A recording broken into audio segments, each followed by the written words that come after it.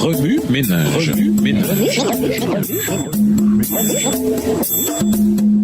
Bienvenue dans votre émission Remue ménage. Nous voilà au jeudi 21 juillet, la vallée des eaux desséchées. Lisons Ézéchiel 37, les versets 1 à 10. Ézéchiel 37, les versets 1 à 10. La main de l'Éternel fut sur moi et l'Éternel me transporta en esprit et me déposa dans le milieu d'une vallée remplie d'ossements. Il me fit passer auprès d'eux tout autour et voici, ils étaient fort nombreux à la surface de la vallée et ils étaient complètement secs. Il me dit, Fils de l'homme, ces eaux pourront-ils revivre? Je répondis, Seigneur éternel, tu le sais.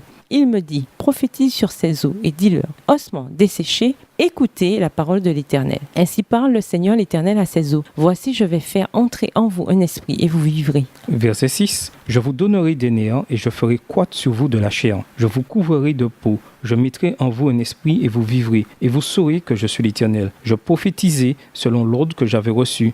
Et comme je prophétisais, il y eut un bruit. Et voici, il se fit un mouvement. Et les eaux s'approchèrent les uns des autres. Je regardai et voici, il leur vint des néants. La chair crut et la peau les couvrit par-dessus. Mais il n'y avait point en eux d'esprit. Il me dit, prophétise et parle à l'esprit. Prophétise, fils de l'homme, et dis à l'esprit, ainsi parle le Seigneur l'Éternel. Esprit vient des quatre vents, souffle sur ces morts et qu'ils revivent. Je prophétisai selon l'ordre qu'il m'avait donné, et l'esprit entra en eux, et ils reprirent vie. Ils se tinrent sur leurs pieds, c'était une armée nombreuse, très nombreuse. Après avoir lu Ézéchiel 37, des tas de questions ont jailli dans mon esprit. Ceux qui ne connaissent pas le Christ, le connaîtront-ils un jour? Ceux qui vivent dans le désespoir, qui n'ont pas de foyer, qui sont enchaînés aux conséquences de leurs mauvaises décisions, accepteront-ils un jour le Christ pour sauveur? Que dois-je faire pour m'assurer que de telles personnes reviennent à la maison?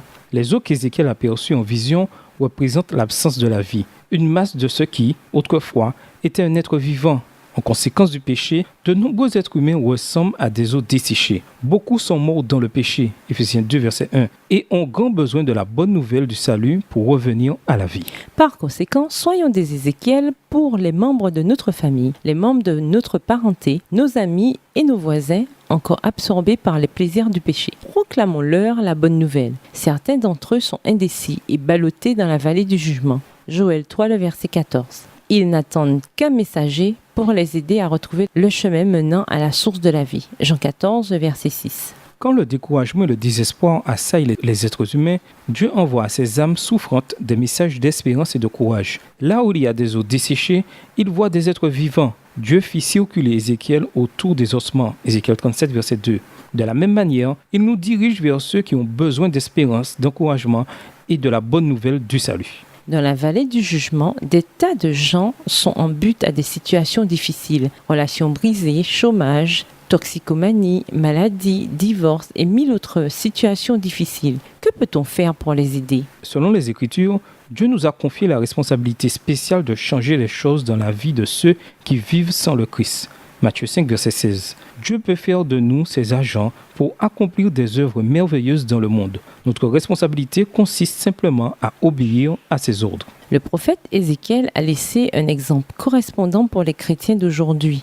Je parlais en tant que prophète aux ossements comme le Seigneur m'en avait donné l'ordre. Tandis que je parlais, j'entendis le bruit d'un grand remue-ménage. Les os se rapprochaient les uns des autres, chacun de celui qui lui correspondait. Je vis que des nerfs et de la chair se formaient sur eux et se recouvraient de peau, mais ils étaient encore inanimés.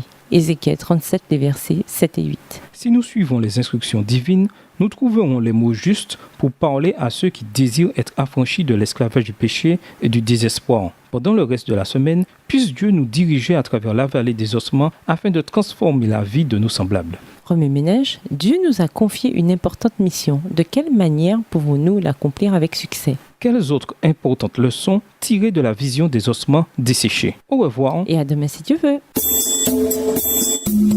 Remue ménage.